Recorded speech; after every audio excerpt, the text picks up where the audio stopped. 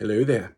I have to be a bit quiet in here, but we're talking today about religion and trying to do this in a respectful way that doesn't piss anyone off, because I don't want to bag on people's religious beliefs, but there does seem to be a weird correlation between conspiracy theorists and religion. A lot of the conspiracy theorists that we see in this country use religion a lot. Now, is there a link, or is there a reason why people who are religious seem to be a little bit more susceptible to these sort of conspiracy theories? And then a bigger question is, are those conspiracy theorists really religious, or is their religion as fake as my studio church? Now,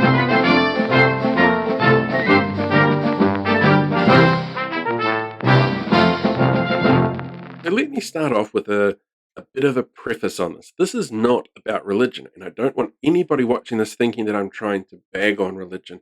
And I'm certainly not clumping all religious people as all conspiracy theorists. That's just ridiculous. No group is a monolith. And during the height of the pandemic, we saw religious leaders and religious organizations from around the world who did the right thing, who encouraged their congregation to stay safe, and we saw religious groups who were really heavily affected by what happened, some in the worst possible ways.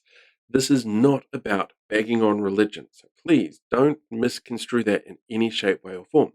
This is about the links between religion and conspiracy theorists and why there seems to be some crossover there.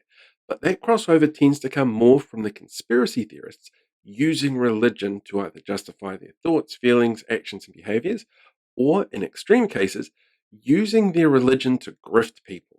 And the really tricky part here is it's impossible to be 100% certain which is which from the outside, because only they know for sure whether or not their whole spirituality is a grift to try and get money from people.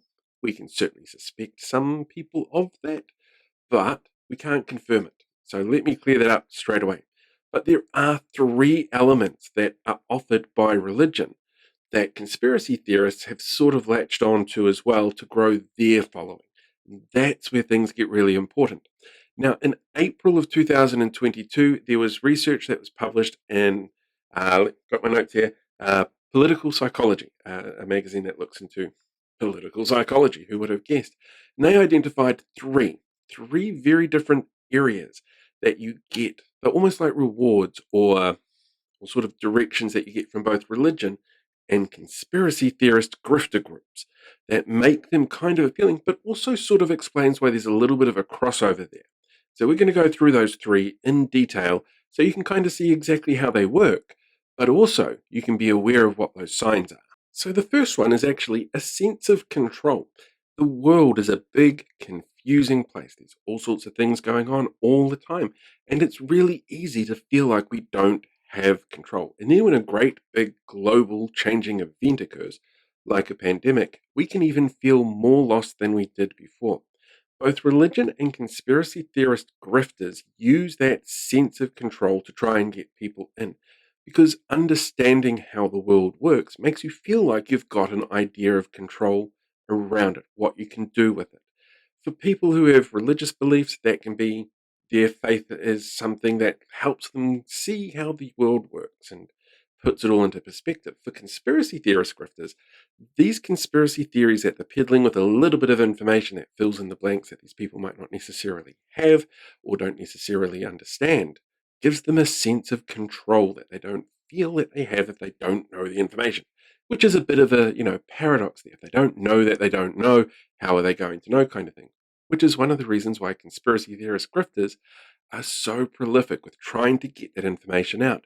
And one of the reasons why they get so frustrated when they get bumped from platforms like Facebook, because suddenly that's an audience that they don't have an ability to control themselves, but also they're not feeding them information to be able to give those people a sense of control of what's going on, because, they can't fill in the gaps anymore, which is kind of demeaning.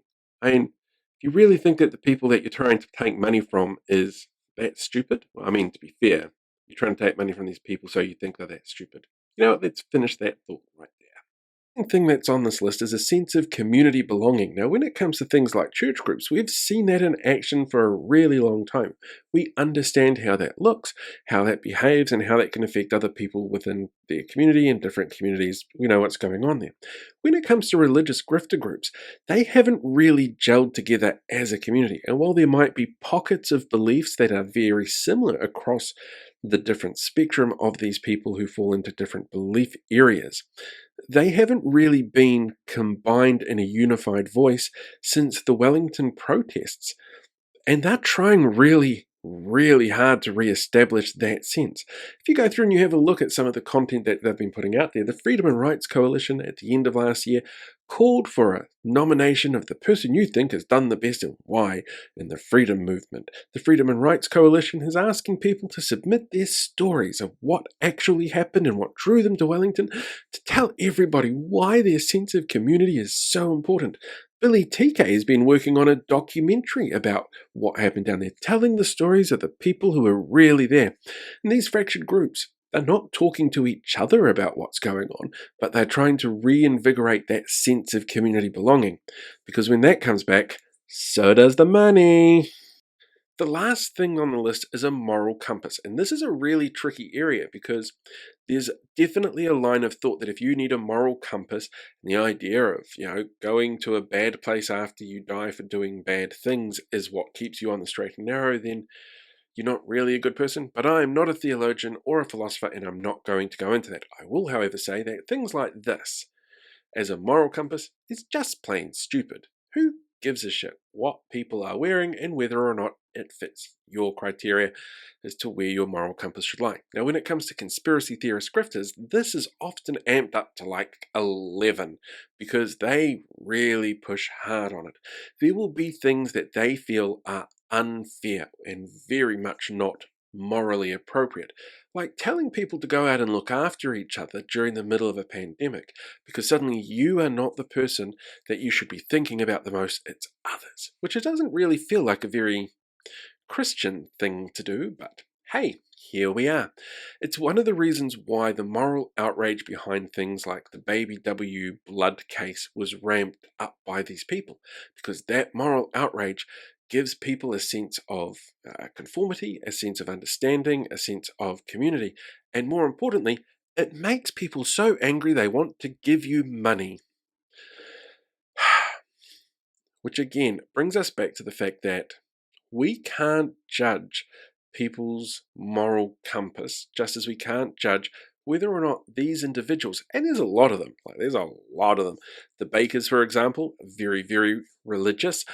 Brian Tamaki and Billy TK have had tie-ins with churches for a while now.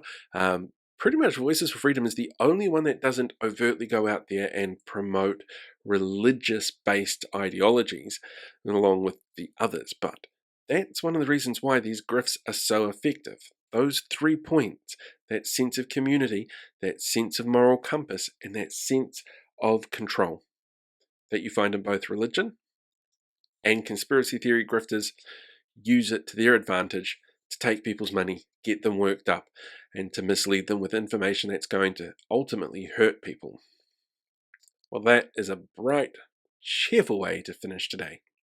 If you want to learn a little bit more about the similarities between how religious groups work and how conspiracy theory grifters use that sort of framework to do what they do, then you can check out the newsletter that's gone out from my Substack today. There's a link in my link tree, which is in my bio, and it's up on the main banner and stuff like that. I'll try and put a link down in the description to it as well. Feel free as well to leave a comment, subscribe, share this video, tell everybody out there what's going on. And until next week, I will catch you all later. Ka kite anō.